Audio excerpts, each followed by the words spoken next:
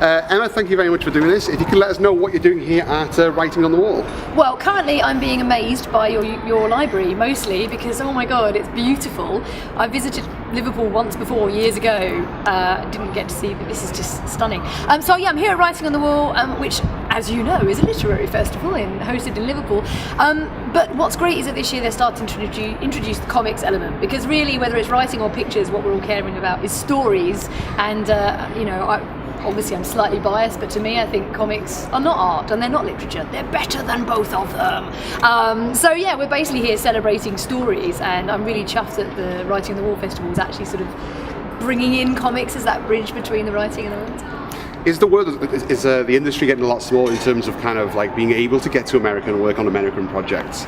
It's getting, well, I mean, it's a bizarre, it's sort of a little big industry, the comic industry, because in some ways it feels quite large. You know, there's a lot going on. Once you bring in the movies, you know, it's suddenly a high street industry. But on the other hand, thanks to the internet and because the fact we're like a nomadic tribe of people who go to all the same conventions, so sometimes it feels really small. So yeah, I'd say actually it's quite easy to communicate, because you can just hop on Facebook, you can hop on Twitter. So actually getting to, converse with publishers in America is super easy.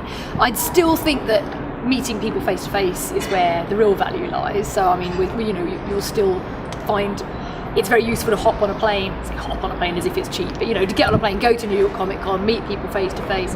But yeah, I think it's getting smaller in terms of how easily you can just drop someone a line. I love that in this day and age I can literally read a comic book that's done by someone I don't know at all, and I can think, oh, this is absolutely brilliant. Oh, I could just tell them, and I'll get on Twitter and I'll find their account and I'll say, God, that book was amazing, and they'll likely either favourite it or write back, and you feel like you've made that connection. So yeah, the internet's changed everything.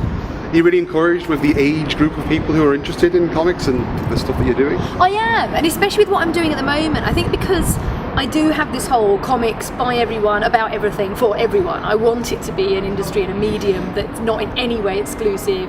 I'm very keen on breaking down labels, because I don't want anyone to see a label on a comic and instantly think they know what's in it, because that could entice them or it could put them off, and that's not a good thing. But I think that in the past I've done sort of kids stuff, I've done YA stuff. I think Breaks is the first thing I've done that's not really got that. It's not descriptive, it's not prescriptive in terms of who it's for. So actually I'm finding I'm getting a really fantastic variety of people actually coming to my table. Also just looking around this event this weekend, I mean, I saw Tim Poon was doing a workshop which was just packed out, and it was packed out of like from kids to grown-ups, girls, boys, it's showing that actually there is a massive big pull here, there is a big audience, and somewhere between the producing of these comics and the retailing of these comics, we need to make sure we're actually hitting everyone, because often it's actually on the retail level that it's a challenge. It is a challenge to try and get everyone reading comics. Talk on your website about, I can't remember what it's called, but it's almost like a funding thing per page. Oh, Patreon! Patreon, yes. That's a new thing I've never heard of before, and I think that's a brilliant concept. Yeah, Patreon is an amazing concept. Basically, obviously we know Kickstarter is there where you can throw an amount of money at a project and it's sort of a finite thing. What's wonderful about Patreon, the potential to it, is going back to the system of patrons. So people like Mozart, Beethoven, they would have had wealthy patrons sort of funding them because they like their work. Obviously we don't expect in this day and age one wealthy patron to dive in. What we can do is have X amount of patrons, all perhaps offering $1, $2 a month. I mean, we're talking, $12 a year to say, yeah, I quite like your work and I can see you're working for free, so I would like to be a patron of what you're doing. So yeah, I set up a Patreon account, which is sort of slightly slow. I mean, I'm so grateful for the people who are on it.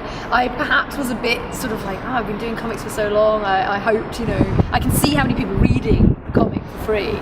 But you can't, you expect anything. Anything I get through Patreon is sort of a bonus because I'd expect it to work for free. But yeah, if people do like my work and they want to support what I'm kind of doing in my spare time, then yeah, you can offer like a tiny amount to support me and get bonuses and work towards unlocking more pages a month. And you're doing that for Breaks? That's sort of supporting Breaks as they go, because I knew I was going to take a hit with this. It's something I really care about. It's something I'm doing in my spare time. I believe very much in trying to get around the having to buy single issues every month and then buy a book. And I've been saying this for a while, so I thought, well, I'm in control of this one. It's me and my co-writer Malin doing it. And I thought, right, well, I'll put my money where my mouth is and actually offer the issues for free online, perhaps with Patreon support, but then with the hope that the money comes when I actually make the book and sell the trade. Fingers crossed. And I have to ask, how did you get involved in the Norman Bates Hotel sketchbook project? That was such an amazing job. So basically it's one of those sort of person to person to person. It was a real chain, but it was actually Ed Brubaker's a friend of mine, and he knew someone who was working with Carlton Cuse, so I think my work got put forward, and he got this email from a fantastic guy called Corey, and at the time obviously I didn't know what the series was. It just said Bates Motel, and I thought it was spam. I thought it was promoting a motel. And I almost didn't read the email until Ed said, oh, I put your name forward. I was like, oh God, go back, read the email, and was reading this going, this can't be real, like, wow, this is amazing. And I was just working with those guys, but it was so quick, the process was so quick, that they were literally filming the first episode before I'd got the list of the artwork they needed to do. So they were saying, Norman's picking it out the floorboards, we're filming it tomorrow, we need the sketchbook. And I was like, yeah, but I'm meant to be drawing the room that he's in I haven't seen the set yet. It was amazing, like the speed it worked at. And in fact, the first couple of episodes, when Emma in the series is looking at sketches on the screen, those weren't from the sketchbook, they were from my really early, when we were trying to nail the style down, because they just had to use something. So actually those aren't in the sketchbook. Oh, that's absolutely fantastic. Well, thank you very much for your time. Thank That's you. brilliant. Heroes for Sale!